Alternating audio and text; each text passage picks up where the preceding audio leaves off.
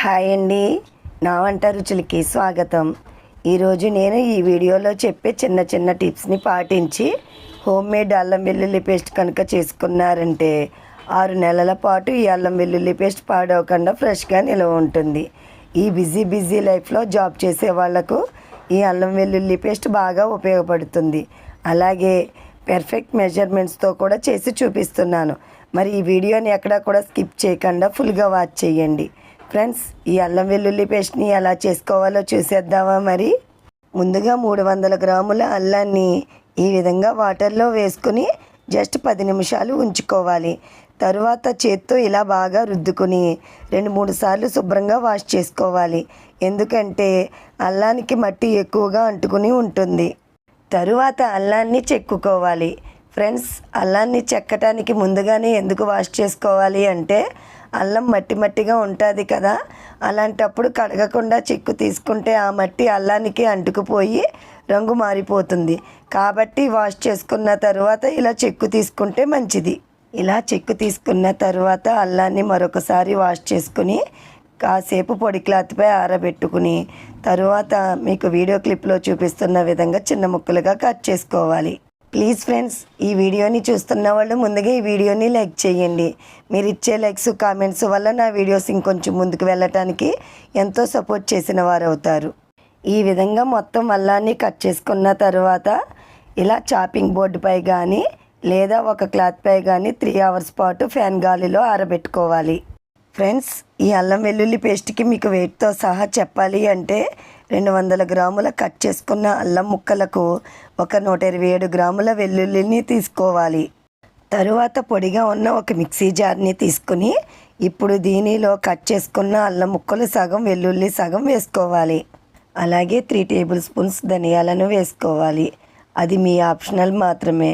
నేనైతే ఎప్పుడు అల్లం వెల్లుల్లి పేస్ట్ చేసినా ఇలా ధనియాలను లైట్గా వేసుకుంటాను.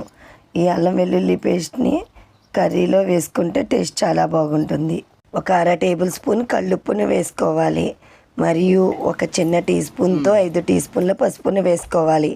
ఇలా అల్లం వెల్లుల్లి పేస్ట్లో పసుపును వేసుకోవటం వలన అల్లం వెల్లుల్లి పేస్ట్ పాడవకుండా ఫ్రెష్గా నిల్వ ఉంటుంది. చెక్క నిమ్మరసం కూడా వేసుకోవాలి. దీనివల్ల కూడా అల్లం వెల్లుల్లి పేస్ట్ పాడవకుండా నిల్వ ఉంటుంది. తరువాత మూత పెట్టుకొని ఒకసారి గ్రైండ్ చేసుకోవాలి.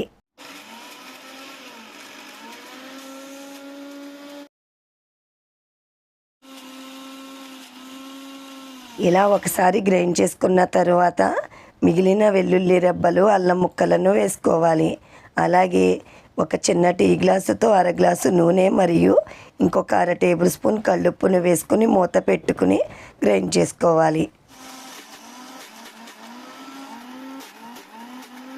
అల్లం వెల్లుల్లి పేస్ట్ ఈ విధంగా బాగా నలిగిన తర్వాత చివరికి ఇంకొక 1/2 గ్లాసు నూనెను వేసుకుని జస్ట్ ఒకసారి గ్రైండ్ చేసుకోవాలి. ఇలా ఆయిల్ని కూడా కాస్త ఎక్కువగా వేసుకోవటం వలన అల్లం వెల్లుల్లి పేస్ట్ పాడవకుండా ఫ్రెష్గా నిల్వ ఉంటుంది.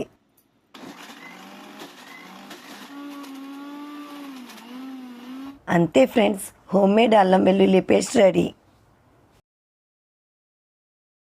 అల్లం వెల్లుల్లి పేస్ట్ ఇలా రెడీ చేసుకున్న తర్వాత పొడిగా ఉన్న ఒక గాజు సీసాలోకి తీసుకుని ఫ్రిడ్జ్లో స్టోర్ చేసుకుంటే 6 నెలల పాటు పాడవకుండా ఫ్రెష్గా నిల్వ ఉంటుంది.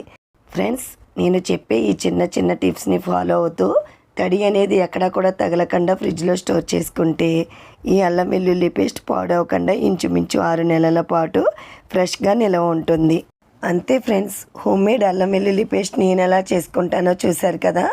మరి మీరు కూడా నేను చూపించిన విధంగా చేసుకుని కర్రీలో వేసుకుని కర్రీ టేస్ట్ ఎలా ఉంటుందో క్రింద ఇచ్చిన కామెంట్ సెక్షన్లో తెలపండి.